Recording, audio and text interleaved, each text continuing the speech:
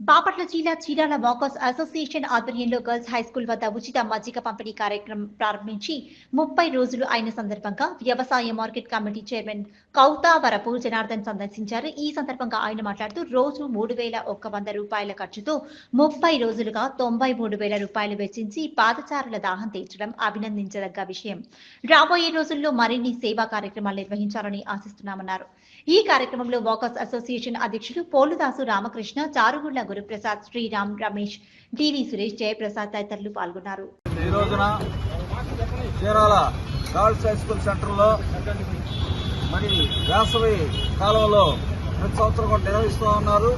Chirala walkers association వారు మరి ప్రతిదినం కూడా 3,200 రూపాయలు 3,500 రూపాయల ఖర్చుతో మరి గత 30 రోజుల నుంచి మరి లక్షకు పైగా వెచ్చించి ఈ రోజున ఈ కార్యక్రమాలు నిర్వహిస్తున్నారు. గత 30 రోజుల నుంచి మరి ఎంతో వీరికి అభినందనీయం.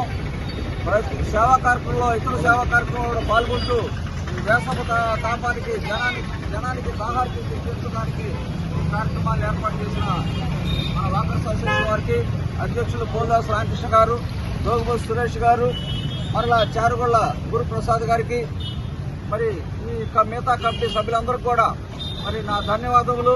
మరిన్ని సేవా కార్యక్రమాలు మరి మీరు చేయాలని కోరుకుంటూ నాకు ఈ సదవకాశాన్ని ఈ పంపిణీలో నాకు కూడా పాల్పంచుకున్న విధంగా వారికి ధన్యవాదాలు తెలుపుతున్నాను.